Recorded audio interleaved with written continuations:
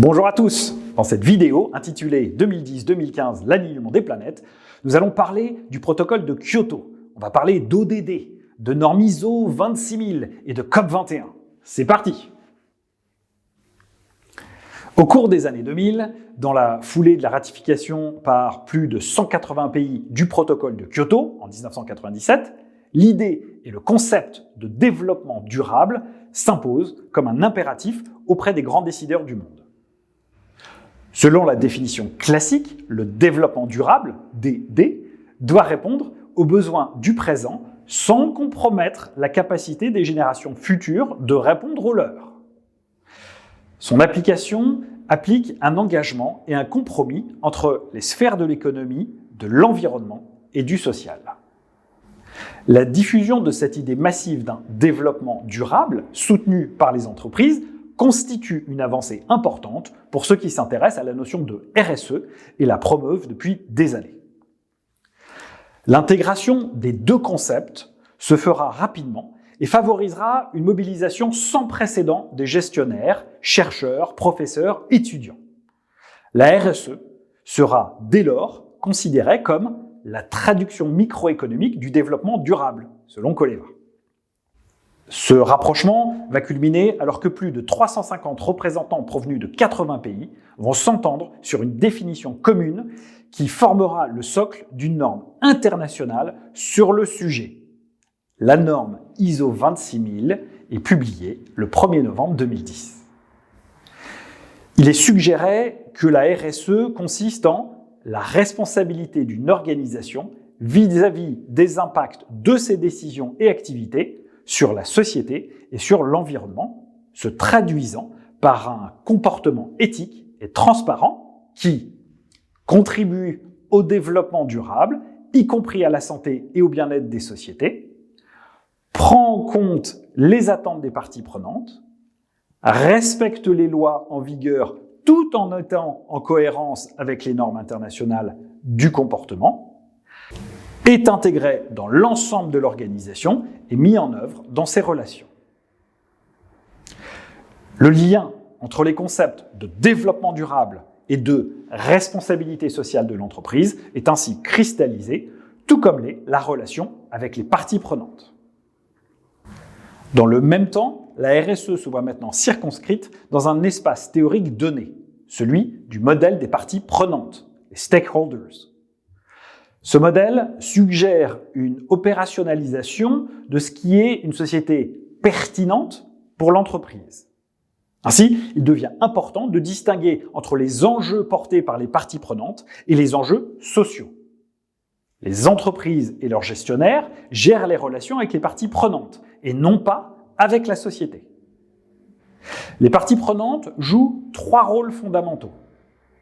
Elles établissent les attentes et les normes qui déterminent les dimensions souhaitables et non souhaitables de la performance. Elles sont affectées par les comportements de l'entreprise. Elles évaluent si les entreprises, à travers des comportements ou des actions, ont répondu aux attentes des groupes et organisations dans leur environnement.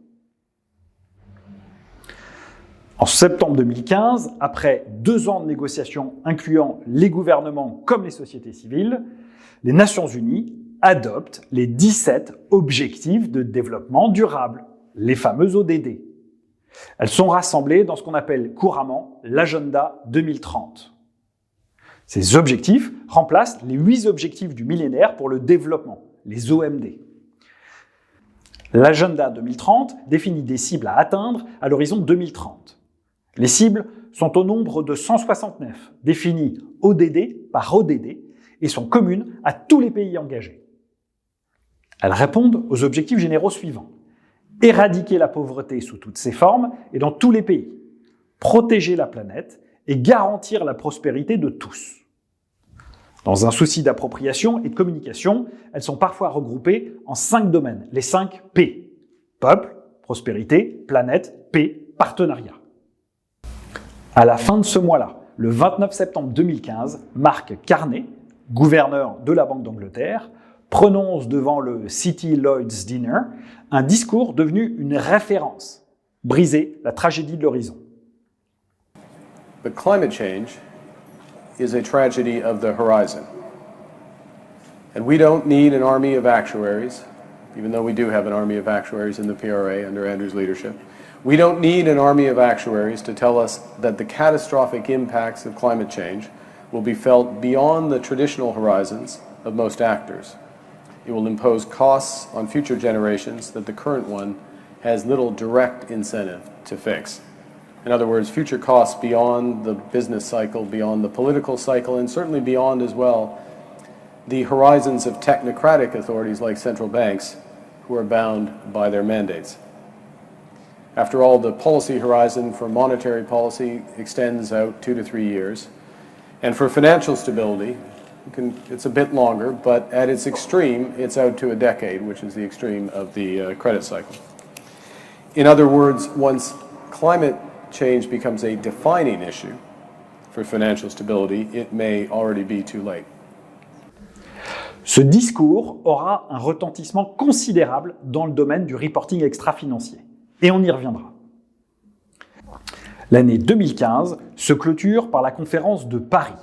Elle réunit 195 pays. Un accord international sur le climat, applicable à tous les pays, est validé par tous les participants, fixant comme objectif une limitation du réchauffement mondial entre 1,5 et 2 degrés d'ici 2100 par rapport à l'ère pré-industrielle. L'accord contient aussi des mesures relatives à l'adaptation au changement climatique. Il préconise enfin que la finance soit mise à contribution pour parvenir à ces objectifs. S'ajoutant à l'agenda 2030, il structurera durablement le traitement institutionnel du climat de la planète, reconnu de fait comme bien commun.